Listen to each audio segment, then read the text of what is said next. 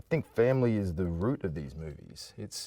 Jim just said to me that the movie was essentially this love story between Jake and Neytiri, between an alien and a Na'vi.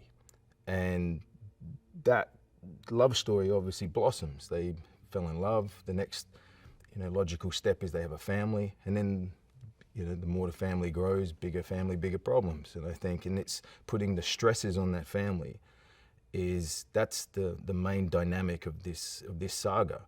It just happens to be in an intergalactic war. It just happens to be an intergalactic kind of mining and operations taking over the world, etc., etc. But the core of it is about how a family survives under stress. The death of a child is such a look. It's so guttural, and they couldn't stop it. It's a will from some other kind of force, and it's so devastating. And whether there's a way through that, that is what Fire and Ash is about. It's about grief, it's about healing, it's about suffering, and it's about how you rise, I guess, from such pain. And, it's not necessarily about distinguishing grief, because the Na'vi have a way of reaching out to the dead through Awa, but it's about how you can continue when a force way outside of your being rips you apart.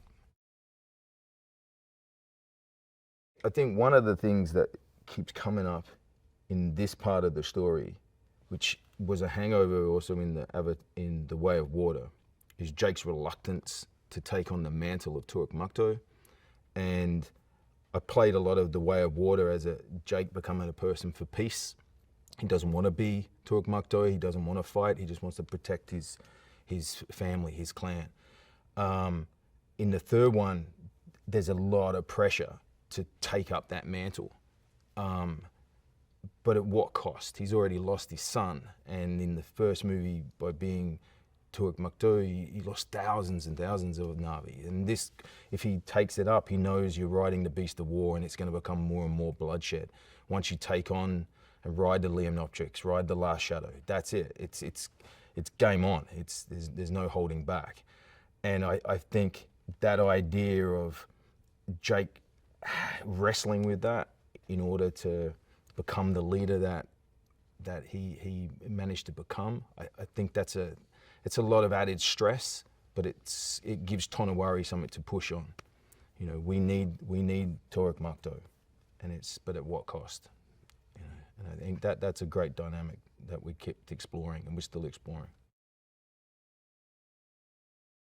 Jim's not necessarily world building, he's creating something that is so strong and so tight that it feels familiar but unexpected. It's safe but not safe when you watch it. To me, it's not just the movie. I'm sure the thousands of people involved, it's not just making an ordinary, normal film. It's part of your life now. You've been doing it for so long. And that's interesting. So if he's world building, yeah, he's creating his story, but he's helping build worlds in my real world. You know what I mean? I enjoy coming here. I enjoy making these films more than anything.